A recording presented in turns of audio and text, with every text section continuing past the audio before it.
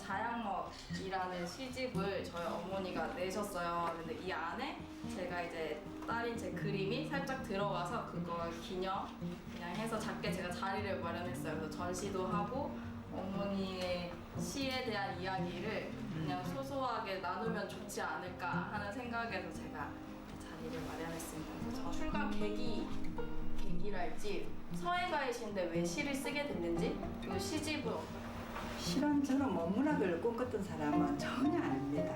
하기 전에 20대에 제가 서예를 접하게 됐어요. 시서화라는 3절 이야기가 나와요.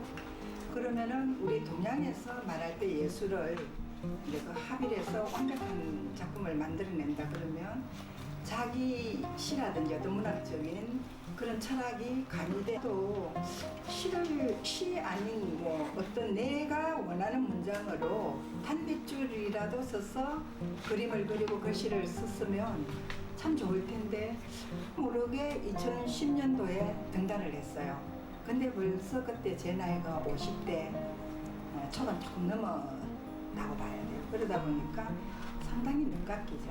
급부상하더라고요. 그래서 너무 내가 큰일을 저지르는 거 아닌가. 그래서 이제 그때 내가 일상에서 이제 조금 이제 이렇게 그 시를 조금 한번 찾아보자 이런 생각으로 1년에 욕심은 내지 않았어요. 그래서 이제 뭐 몇 편 정도씩 이렇게 해서 10년 정도가 돼가요. 하지만 작은 시집으로 묶어야 되겠다 이런 마음을 작년서부터 이제 내다가 한 2달 더 걸렸고요. 그렇게 해서 이제 저도 이렇게 작은 시집이지만 하나 내게 됐습니다. 예. 본인의 글로 서예 작품을 하고 싶다 이 꿈이 생겨서 이제 글까지 하신 거죠. 그래서 저는 되게 많은 영감과 어머니한테 용기를 받아요. 뭔가 흔들릴 때가 많은데 내가 진짜 하고 싶으면 꾸준히 하고 하다 보면 할 수 있구나. 왜냐면 저는 엄마랑 같이 홍대에서 작업실을 한 7년 정도 같이 썼어요. 저는 어릴 때부터 그림을 했었고 엄마는 이제 서예가시니까 둘 다 작업 공간이 필요해서 그래서 뭔가 다른 예술이지만 어쨌건 예술이란 범주 안에서 같이 활동을 하고 있고 또 같은 작업실에서 같은 시간과 공간을 공유는 하고 있는데 뭔가 다른 느낌으로 그 시절을 살았던 기억들이 있는 거예요, 홍대에서. 근데 그게 이 책에 다 있어요. 그래서 뭔가 같은 것을 다르게 느끼고 표현했던 저희의 이야기가 서로에게 되게 큰 힘이 됐고 각자 작품도 보면서 피드백을 많이 줬었어요. 되게 신랄하게. 약간 근데 이해할 밤을 새워서 이야기해요. 네, 저희 나라고 많은 이 시대 차이가 있는데도 불구하고 끊임없이 둘이서 이야기가 나올 수 있어. 그게 또 좀 좋은 것 같아요. 근데 그때 되게 많이 서로가 근데 의지가 됐고 여행 갔다 오셔서 쓰신 거 뭔가 거의 일기에 가깝거든요. 그래서 서예할 때는 못 느꼈던 엄마의 일상을 예술로 표현하는 걸 전 시에서 볼 수 있다고 생각을 해요. 다 자기 표현 수단은 되게 다양하잖아요, 사람이. 글일 수도 있고 그림일 수도 있고 저희 어머니는 서예가이신데 오히려 자기 표현 수단은 시가 더 잘 맞다는 생각이 들었어요. 왜냐면 저는 서예에서는 엄마의 뭔가 이런 일상, 내밀한 이야기를 본 적이 없는 것 같은데 화성지, 묵향 이런 식으로 저희 어머니 시에는 서예가로서의 서예가이기 때문에 쓸 수 있는 소재들이 되게 많이 등장을 해요. 봄편지 잿빛 하늘 번지는 화선지 여백이로 꼿꼿한 필봉 세워 자선하는 겨울상. 그 시절에 말하자면 딸과 둘이서 작업실을 쓰니까 둘이 다 그 어떤 자유로움이 서로 간에 그 침해가 되잖아요. 저 나름대로는 약간 제약을 받았던 거예요. 이게 이제 그런 그러다 보니까 늘 제 마음이 좀 춥다는 느낌. 살짝 제 마음이 추지를 않았었어요. 약간 조금 우리가 뭐 말하는 시적으로 표현하면 고독하다 했을까. 약간 그죠? 내 마음대로도 할 수 없고 딸이 크는 것도 좀 난초가 활짝 피면은 우리가 봄이잖아요. 근데 그걸 기다리는 마음으로 이제 제가 표현을 이 시를 내가 어떻게 썼지 하는 그런 느낌이. 그건 그때 상황에 내가 아마 그게 저절이 우러나니까 그렇게 그래서 그 시가 또 약간의 그런 묘미가 있는 것 같아요. 지나고 나면 그게 안 나고. 뭔가 예술하면 되게 특별한 게 있을 거라고 생각하잖아요. 진입장벽도 높고. 근데 저는 이렇게 일상이나 그냥 난 평범하지만 뭔가 기록들이 쌓이거나 내가 일상 속에서 특별한 걸 찾아서 뭔가 예술화 시키는 게 되게 가치가 있다고 생각하거든요. 근데 저희 어머니 시에도 뭔가 저는 이 시집 중에서 제일 와닿았던 시예요. 제가 그냥 개인적으로. 맑은 속내 드리운 감꽃같이 고운 아이, 따가운 햇살 죽비 매서웠던 가르침도 빛바랜 기억에 접혀는 바로 그림이 그려지는 시거든요.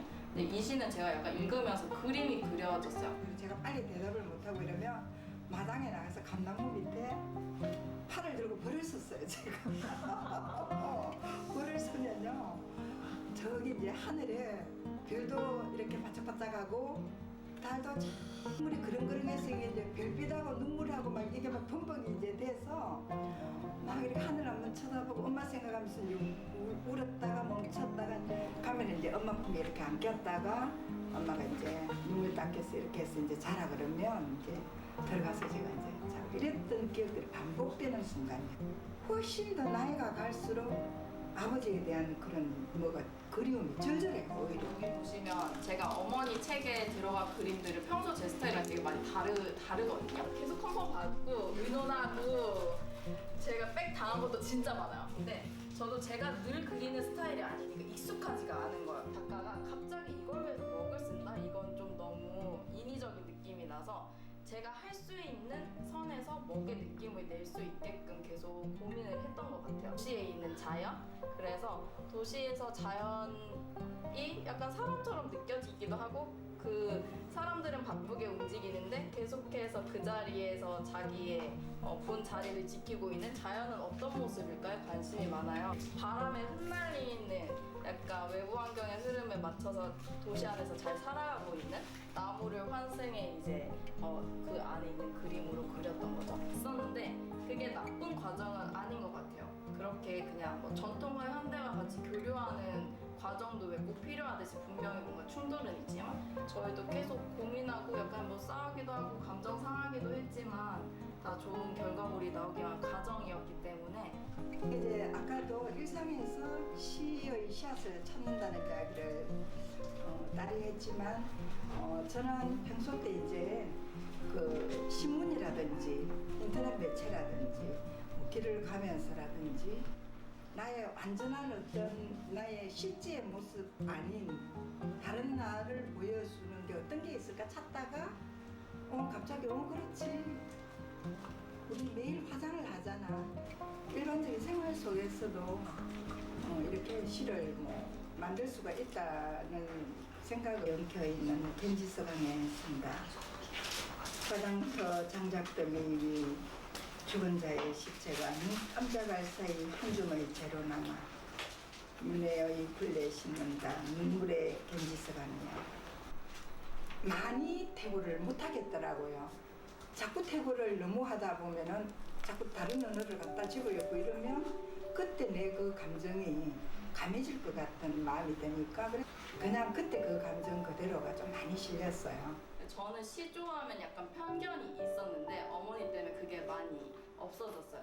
저희가 약간 그 극과 극에 있는 사람들이 뭔가 중간 과정을 같이 만들어 가고 있다는 생각을 하거든요. 시조는 우리 시예요, 우리 시. 우리 전통시예요. 현대 시조 이러면은 지금 우리 당면 살고 있는 현재의 우리 시예요. 뭐 시조 집 이렇게 하는 것도 좋지만 굳이 그렇게 우리가 구별할 필요가 없겠다 이런 생각으로 제가 이제 이렇게 썼고요. 우리 시조를 저는 우리 한국 사람이면 다 사랑해야 된다고 생각을 해요. 항상 옛것도 우리가 귀하게 여기면서 현대를 또 중요시하고 그렇게 좀 작업을 하려고 애를 많이 쓰는 편입니다. 시도 그렇고 서예도 그렇고 시간에 떠밀리는 물살 잠시 가두고 관계배로 연주에 주름진 하루 담아 뼈마디 꼿꼿이 세우고 처정길 걸어간다. 마음의 균형을 잡고 천천히 원을 그리며 비우는 아픔으로 제 몸 곱게 갈아내어 천년의 흔적 새긴다. 묵향 짙은 물소리. 스스로 향기를 내는 먹. 그 먹이 갈리면서 향기를 내잖아요. 예. 그리고 그 먹물은 글을 썼을 때 천년을 간다 그러거든요. 서예를 배우러 오면은 글을 쓰기 이전에 먹물 가는 법부터 상당히 좀 그걸 마음을 가라앉히기 위해서는 먹을 갈면서 우리가 이렇게 마음을 또 가라앉히고 집착을 버리고 먹을 갈아야 좋은 먹물을 얻을 수 있어요. 우리 사람 사는 것도 똑같잖아요. 욕심을 좀 버렸을 때 서해라는 장르 쪽에 내 인생이 반평생이더라고요. 그러다 보니까 이제 뭐 시집도 아무래도 자양먹이라는 이 시가 가장 여기 제목으로 올렸을 때 어울리지 않을까 이런 생각을 마음의 균형을 잡고 천천히 원을 그리며 그냥 이 문장 한 문장이 되게 좋았어요. 삶의 균형을 잡고 가는 거. 그러니까 밸런스 이런 말 많이 뭔가 이 천천히 원을 그리며 이게 전 좀 중요한 것 같거든요. 마음의 균형을 잡으려면. 그래서 이게 되게 좋은 메시지이지 않을까? 너무 수렵게 하신 거 아니야? 시를 마음속에 담아두는 건 어떻게 보면 일기보다도 더 깊은 내면의 걸 드러내시는 건데 그거를 이렇게 다른 오픈하실 때 감정이 과연 내가 솔직해질 수 있을까? 계속 이렇게 막 이렇게 주절주절 썼지 않는데 이게 또 그래도 시가 되어 있더라고요. 내한테는 시거든요. 이렇게 해나가면 시상 알고 보면 우리 삶의 모든 예술이고 현실이고 이게 다 통하게 돼 있는 것 같더라고요. 근데 이제 이 책을 읽으면서 다 알아버린 것 같아요. 사는 신도림도 나오고 항상 이렇게 다니던 홈데이크도 나오고 또 여행을 어디를 가셨는데 선생님을 몰라도 이 책을 읽으면 이렇게 이미 좀 많이 이렇게 엿본 듯한 그런 느낌이 들어서 되게 좋았던 것 같아요. 급시우라는 시가 있어서 제가 오늘 여기 온 감상을 한번 생각을 해보니까 급시우가 때마침 내리는 비잖아요.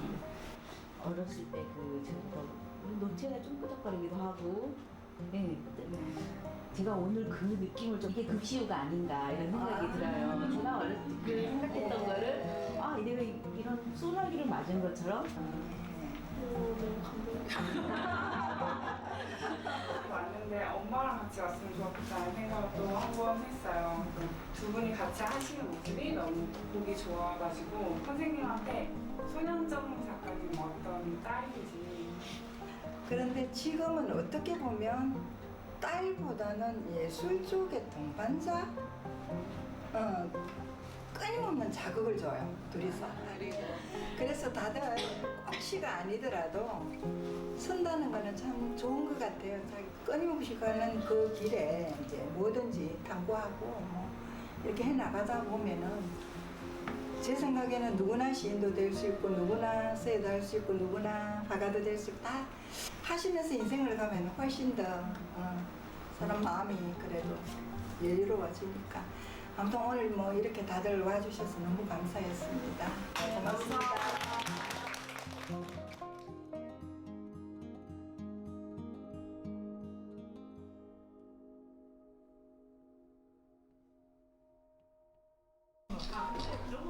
네.